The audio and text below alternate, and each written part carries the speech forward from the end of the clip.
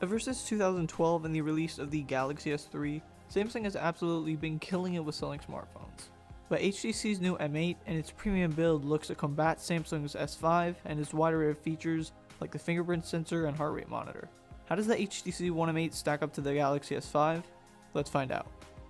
The M-Case hybrid bumper case and AMFilm screen protectors for the Galaxy S5 are on sale now.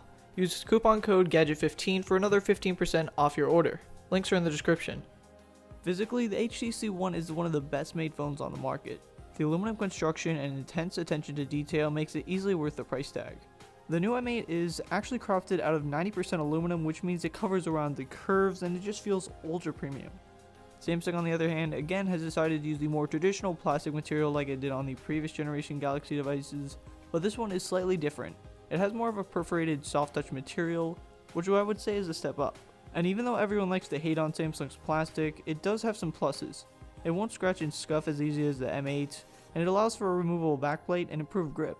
When it comes to pricing and availability, both the HTC One M8 and Galaxy S5 will cost $199 in the US with a contract and are available in 16 and 32GB variants. It is important to note that they each have support for expandable storage via microSD card up to 128GB. Adding on, the M8 can be picked up in silver, black, and gold variants, while the Galaxy S5 can be bought in blue, black, white, and gold. And each device is available on all the major carriers in the US, so that is always a good thing. Probably my favorite feature on the HTC One M8 is the front-facing speakers. While boom sound is nothing new, this iteration ups the volume by 25% without lowering the audio quality. For me, the Galaxy S5 speakers again were a bit of a disappointment. They're located on the back of the device in an ideal location to be covered up, which makes getting the full media experience on the S5 quite tough if you don't plan on using earbuds or headphones a ton. The HTC One's 5-inch display is just stunning. The full 1080p resolution comes in at 440 pixels per inch, colors are vibrant, crisp, and not oversaturated. The Galaxy S5's 5.1 inch on the other hand is also great. In fact, it's actually probably one of the best I've ever used. While viewing angles aren't great outdoors, when in good light the display on the S5 simply can't be beat. The new HTC One runs 4.4.2 KitKat with its own custom skin overlaid. Sense 6.0 brings some cool new features like motion launch, which lets you get the gestures to unlock your phone. For example, double tapping will just unlock it, swiping down will go to the dialer app, and etc. Another cool feature that I've enjoyed experimenting with is the Fitbit app. The HTC One utilizes the so-called smart sensors that allow the One to track steps exactly the same way your Fitbit does. And for those that don't want to have to wear a fitness tracking device or always end up losing them, it is a really convenient feature. Overall, Sense 6.0 is an ultra-fast experience and it adds some pretty useful features to the table. Now moving on to the Galaxy S5, which utilizes Samsung's TouchWiz over Android 4.4.2 KitKat. I've never been a huge fan of TouchWiz, and I'm going to be honest, I'm still not really now. But something new that TouchWiz has recently introduced is Magazine UX, and it is powered by Flipboard. Magazine UX basically lets you add new home screens that act like Flipboard, and that you can choose from a bunch of different categories and literally swipe through them to find what you're interested in.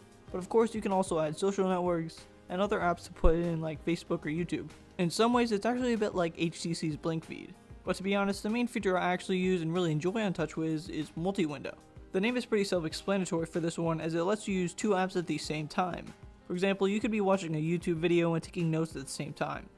It's super convenient and without a doubt my favorite feature on the S5.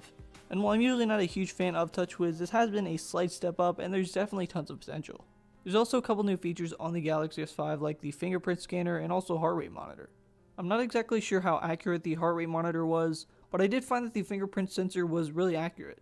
To be honest though, I'm still not really convinced on how realistic these are in real world situations, since I didn't really find myself using them. When it comes to battery life, the M8 rocks a deceptively small 2600 mAh battery. And while that might not sound like a lot, it easily powers through a full 14 hours of heavy usage and a good several hours of on-screen time. HTC has also added a cool new power saving feature that you can turn on if you're ever in serious need for a battery boost. The S5 on the other hand boasts a slightly larger 2800 mAh battery that lasted me just about as long as the M8's. And like HTC, Samsung has implemented its own special software to maximize battery performance when low on juice. Now the final thing we're going to cover is the camera performance. The M8 has a 4 megapixel camera, while the S5 has a 16 megapixel camera. Generally speaking, the S5 will produce sharper images when blown up, but if you don't plan on doing much cropping or taking pictures off your phone and then moving them to the computer, the M8 will be more than sufficient. Also, thanks to the new duo camera, the M8 is capable of producing some awesome new effects, such as U-focus that allows the picture to be refocused after the fact, and there's also some other cool things like 3D effect.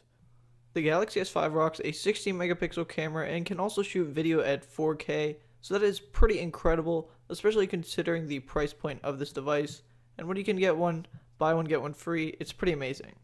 The only problem here is that there is no optical image stabilization, so if you want to check out our 4K video recording, then you can do that in the link in the description. The HTC One M8 is a great device. It features the new Sense 6.0, superb build quality, and a great display. The S5 offers a new cleaner TouchWiz, great specs, and a removable battery. For me, I do prefer the M8s, but which is best for you? That choice has to be made for yourself. If you enjoyed this video, feel free to give it a thumbs up, and also remember to subscribe for more content on the S5, and also the HTC One M8.